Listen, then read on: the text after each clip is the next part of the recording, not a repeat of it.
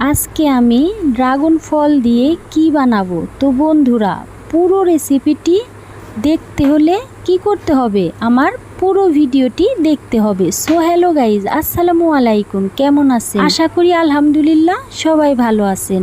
আমিও আলহামদুলিল্লাহ ভালো আছি। আজকে হাজির হলাম নতুন আরেকটি ব্লগ ভিডিও নিয়ে, সঙ্গেই থাকুন। আজকে আমি ড্রাগন ফল দিয়ে একটা নতুন জিনিস তৈরি করব। সেই জন্য আমি এখানে একটা ড্রাগন ফল নিয়েছি। ড্রাগন ফলটা আমি সুন্দর করে পরিষ্কার করে ধুয়ে তারপরে একটা চাকু দিয়ে ছোট ছোট টুকরো করে কেটে নেব। জানি না এটা খেতে কেমন হবে, তবে দেখা যাক। নতুন জিনিস, নতুন আইটেমের জিনিস খাওয়ার ভিতরে তো একটু ভিন্নতা থাকবেই, তাই না? ভিন্ন রকমের স্বাদ থাকবেই। দেখা যাক, তৈরি করে খেয়ে দেখবো আজকে ড্রাগন ফলের এই নতুন আইটেমের জিনিসটা খেতে কেমন হয়। কথা বলতে বলতে ড্রাগন ফলটা কাটা প্রায় শেষের দিকে।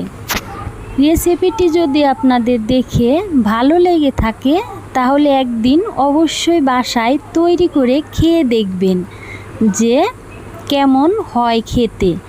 তো দেখেন, ড্রাগন ফলটা কাটা হয়ে গেছে। এরপরে আমি পাতিলে 1.5 কাপ পরিমাণের পানি দিয়ে দিলাম। পানিটা ফুটে ওঠার পরে দিয়ে দিব পরিমাণ মতো একটু চিনি দিয়ে পানিটা আমি আর একটু জাল করে নেব। পানিটা জাল করে নেওয়ার পরে আমি যে ড্রাগন ফলটা ছোট ছোট টুকরো করে কেটে রেখেছিলাম সেখান থেকে আমি 2-3 টুকরো ড্রাগন ফল দিয়ে দেব। দিয়ে আমি পানিটা আরও কিছুক্ষণ জাল করব। দেখেন বন্ধুরা, কালারটা মাশাআল্লাহ কত সুন্দর হয়েছে। কিছুক্ষণ ফুটিয়ে নেওয়ার পরে দিয়ে দিলাম সামান্য পরিমাণের চা পাতি। তো বন্ধুরা, আপনারা তো দেখে অবশ্যই বুঝতে পেরে গেছেন কি তৈরি হচ্ছে। হ্যাঁ, আমি আজকে তৈরি করতেছি ড্রাগন ফলের মজাদার চা।